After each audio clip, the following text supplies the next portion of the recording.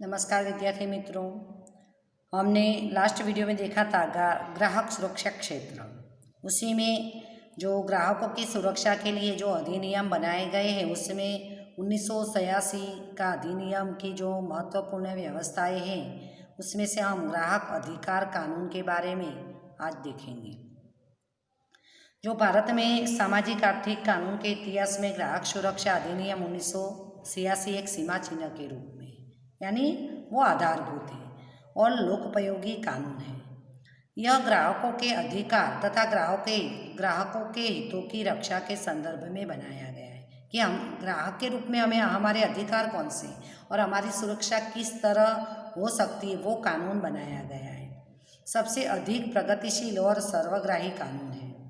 प्रगतिशील भी है, सर्वग्राही यानी सभी ग्राहकों को वो अपने अंडर में लेता है। जो नीचे है जिसके बारे में हम जानकारी प्राप्त करेंगे, पहला है ग्राहक सेवा संबंधी कानून। इस कानून के तहत व्यापारी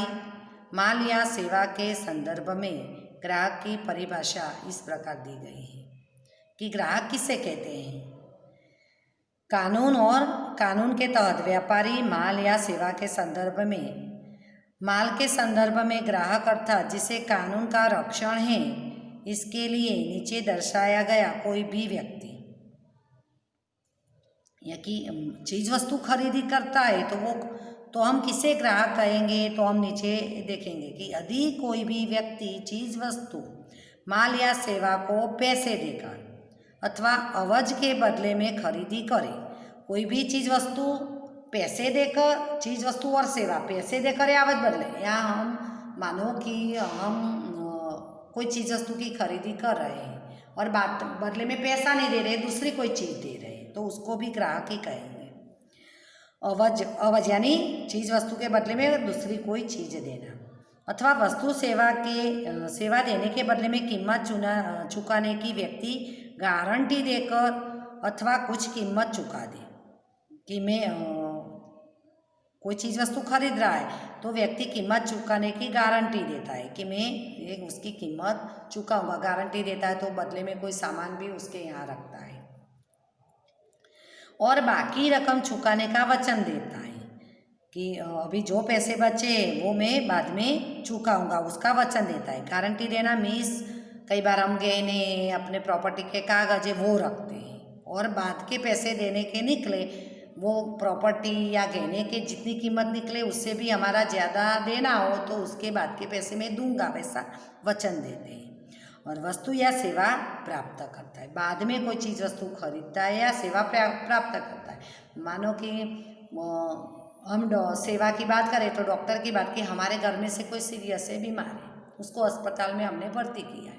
तो उसके लिए मानो कि हमें 2 लाख रुपये चाहिए, तो 2 लाख रुपये हमारे पास नहीं है, तो मानो कि हम 1 लाख रुपया चुका दे रहे हैं, 1 लाख रुपया चुकाने का वचन देते हैं, या 1 लाख रुपये जितने गहने उसके यहाँ रखते, बाद में 1 लाख रुपया उसको बाद में देंगे, ऐसा वचन देते हैं, तो उसको भी ग्राहक ही कहते हैं। अभी ऐसा व्यक्ति तो उसको भी हम ग्राहक कहेंगे। यहाँ पर जो ग्राहक की परिभाषा दी है वो हम देख रहे हैं। एक परिभाषा हमने इस तरह की दी। अभी दूसरी, हफ्तों में चुकाकर। अभी हम सब जानते हैं कि इलेक्ट्रिक सामान है, मोबाइल है, टीवी है, फ्रिज है, जो हम लाते हैं, बाद में बाइक है वगैरह खरीदते हैं, हर हफ्तों में पैसे देते हैं, यानी महीने में इतना हफ्ता में देना होता है। अथवा किराए पर खरीदते हैं कि महीने का इतना भाड़ा है तो किराए में खरीदते हैं। तो पद्धति द्वारा कोई माल सामान यानी हफ्तों में चुका कर या किराए पर खरीदने की पद्धति द्वारा कोई माल सामान की कीमत चुकाकर खरीदे अथवा सेवा किराए पर रखे अथवा सेवा प्राप्त करे, ऐसे माल सामान को व्यक्ति अथवा उसको कोई भी व्यक्ति उपयोग करे या सेवा का लाभ प्राप्त करता है, वह व्यक्ति ग्राहक है। तो यहाँ पर हमने 2 प्रकार के ग्राहक देखे कि ग्राहक किस किस को कहेंगे कि कोई भी चीज़ वस्तु या सेवा हम खरीदते हैं तो बदले में हम पैसा देते हैं, कई बार हम पूरा पैसा नहीं देते तो उसकी गारंटी के रूप में कोई सामान रखते हैं और बाकी बचे पैसे चुकाने का वचन देते हैं, उसको ग्राहक कहते हैं। दूसरा कि कोई भी चीज़ वस्तु या सेवा हम खरीदते हैं तो हम हफ्ते में, मानो कि आप ट्यूशन जा रहे हैं तो ट्यूशन की जो फीस 1 साल की मानो कि 12,000 है, पर आप एक साथ पे नहीं कर पाते तो हर महीने आप मानो कि 1,000 रुपया दे रहे तो वो हफ्ते में दे रहे हैं। तो वो दूसरा, हम कोई किराए पर कोई सामान खरीदते हैं, कोई मकान हमने किराए पर लिया है, तो वो भी उस तरह भी हम कोई भी चीज़ वस्तु या सेवा प्राप्त करते हैं तो उसी को भी ही ग्राहक कहेंगे। तो यहाँ की हमने ग्राहक की दो परिभाषा देखी। परंतु यदि कोई भी व्यक्ति खरीदे गए सामान माल की फिर से बिक्री अर्थात धंधा की या वाणिज्य के उद्देश्य के लिए ऐसा माल सामान प्राप्त करता हो या किसी व्यक्तिगत करार के अधीन सेवाएं प्राप्त की गई ऐसी सेवाओं को समावेश कानून में नहीं होता है। यानी हमने आगे जो देखे दो प्रकार के ग्राहक, उसको ग्राहक सेवा संबंधी कानून की सेवाएं उसको प्राप्त होगी, यानी उसमें ग्राहक का शोषण होता है तो वो ग्राहक सुरक्षा केंद्र में या ग्राहक अधिनियम 1986 के तहत उसका सुरक्षा प्राप्त कर सकता है। लेकिन कोई व्यक्ति कोई माल सामान खरीदता है लेकिन वो खुद के उपयोग के लिए नहीं खरीदता है, लेकिन उसकी बिक्री करके वो और मुनाफा प्राप्त करता है, यानी धंधा की या व्यापार के लिए वो खरीदी करता है, तो ऐसे व्यक्ति को कानूनी सेवा प्राप्त रक्षण प्राप्त नहीं है। तो इस प्रकार इस कानून का उद्देश्य ग्राहकों को उच्च गुणवत्ता युक्त यानी अच्छी क्वालिटी की विविध वस्तुएं और सेवाएं प्राप्त हो तथा ग्राहकों के हितों का रक्षण हो, वो देखना है। कौन सा कानून? तो हम देख रहे हैं ग्राहक सेवा संबंधी कानून। ऐसे लोगों को अच्छी चीज़ वस्तु सेवा मतलब अच्छी क्वालिटी की मिले, उसके लिए ये कानून उनको मिलता है। और इन कानून की व्यवस्था के अनुसार कोई भी माल हो, कोई भी सेवा हो, उसकी क्वालिटी, उसका प्रकार और उसका करार कितने समय के लिए उसको मिल रही है, उसके अनुसार जो प्रचलित कानून अभी का जो कानून है उसके अनुसार सेवा देने की पद्धति के विरुद्ध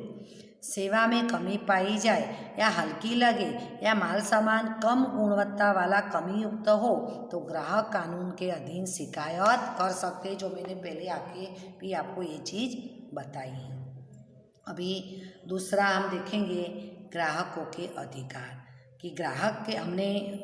हमारे व्यक्तित्व के विकास के लिए, व्यक्ति के सर्वांगीण विकास के लिए हमारे संविधान ने हमें 6 अधिकार जो दिए वो हम 9वीं कक्षा में पढ़ चुके, लेकिन यहाँ पर ग्राहकों के अधिकार देखें कि एक ग्राहक के रूप में हमें कौन से अधिकार हक हमें प्राप्त है। तो बाजार में जो